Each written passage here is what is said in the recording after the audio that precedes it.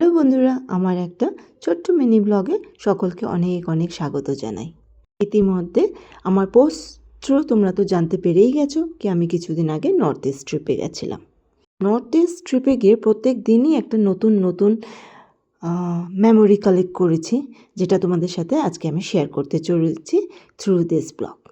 এটা হলো ব্রহ্মপুত্র রিভার, আর আমরা গেছিলাম ইয়ারবাস করে। তো লাঞ্চের জন্য একটা ধাবাতে হোল্ড করিয়েছিল, ওখানে থালি অর্ডার করেছিলাম। উচ্ছে, পটলের তরকারি, চাটনি, ডাল, আচার, পাঁপড়, মিক্স তরকারি এরকম দিয়েছিল। তো যাই হোক, এগুলো সেরে টেরে আবার বাসে উঠে পড়েছি। পরের দিনই বাসন্তী পুজো ছিল, যেখানে আমি ম্যাডামের বাড়িতে যাব। তো মেহেন্দি না লাগালে আমার হবে না। মেহেন্দি তো ক্যারি করেছিলাম, তাই আমি বাসে বসে বসেই কিন্তু মেহেন্দিটা মোটামুটি হালকা পাতলা আমি মেহেন্দিটাও সেরে ফেলেছি। পৌঁছে গেলাম 4-5 ঘন্টার মধ্যেই। আমি হারমতি বলে একটা জায়গা আছে, সেখানেই ম্যাডামের বাড়ি, ওখানে পৌঁছে গেছিলাম। বেশ সুন্দর পুজোর কয়েকটা দিন উপভোগ করেছি। এখানে দেখো সকলে মিলে ভোগ রান্না করছে। আমরা কিন্তু 2 দিন ওখানে ছিলাম, তো ওখানে কিন্তু ঠাকুরের পুজোর পর যে ভোগটা হয় সেই ভোগটাই উপভোগ করেছিলাম। বেশ আনন্দ লেগেছে। তো চলো তোমাদেরকে আমি দেখাই আমার ম্যাডামের বাড়ির পুজোর ঘরটা। 2টো ঘর আছে।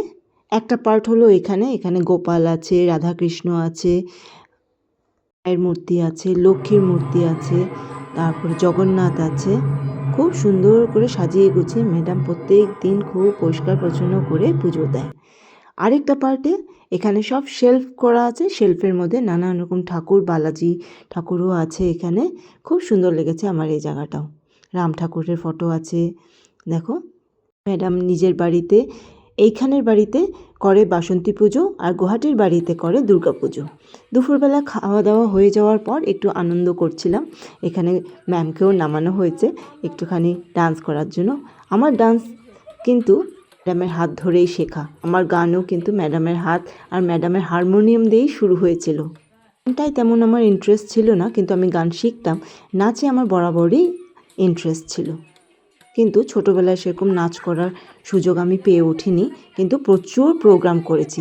ইভেন কি আমি এই ম্যামের সাথেও কিন্তু প্রচুর প্রোগ্রাম বা বলতে পারো কি স্টেজ পারফর্ম করেছি, মানে শেয়ার করেছি। তারপরে আসামে গেছি, বিহু ডান্স হবে না তা কি হয়।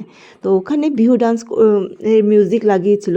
তো আমারও খুব ইচ্ছে করলো কি আমি একটু বিহু ডান্সটা করি, কিন্তু কোথায় 2000 সালে আমি চলে এসেছিলাম, আর 26 বছর পর আমি এই গেলাম। তো বিহু তো নাচাই হয় না, তো আমি ভুলেই গেছি। তো ম্যামই একজন স্যারকে, ইনি হলো একজন টিচার এই ম্যাডামের স্কুলেরই, ওনাকে বলা হলো কি আমার মেয়ে এসেছে, নাচো না, একসাথে নাচো। তো আমি বলি ঠিক আছে, আপনি নাচুন, আমি আপনাকে দেখে দেখে ফলো করব। তাই আমি এই স্যারের ডান্সটাকেই কিন্তু স্টেপগুলোকেই কিন্তু একটু ফলো করার চেষ্টা করছি। সে পারফেক্ট হচ্ছে না, তাও চেষ্টা করছি। কেমন লাগলো তোমরা পরে কমেন্টস করে আমাকে জানাতে ভুলো না। খুব আনন্দ করেছি জানো তো। এই যে পুচকু মাঝখানে যে দেখছো, ওর নাম হলো আয়াংশ।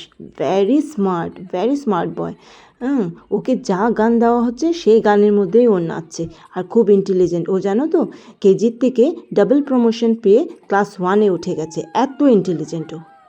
আমাকে প্রত্যেক দিন ফোন করে বা আমার পোস্টগুলোতে বেশ লাইক কমেন্টস করে। ও নিজেও রিল করে, আমার রিলগুলো দেখে দেখে আবার নিজেই কমেন্টস করে। খুব স্মার্ট। অনেক দিন পরে বিহু নাচার সুযোগ পেয়ে আমার খুব আনন্দ লেগেছে। এই করতে করতে রাত হয়ে গেল, সবাই মিলে একসাথে খেয়ে দিয়ে বেশ ভালো 2টো দিন আমরা এখানে কাটিয়েছি ম্যাডামের বাড়িতে। আমার এই বিহু ডান্স নিয়ে ছোট্ট ব্লগটা তোমাদের কেমন লাগলো প্লিজ কমেন্টস করতে ভুলো না। সবাই ভালো থেকো, সুস্থ থেকো। আবার দেখা হবে নেক্সট ব্লগে। টাটা।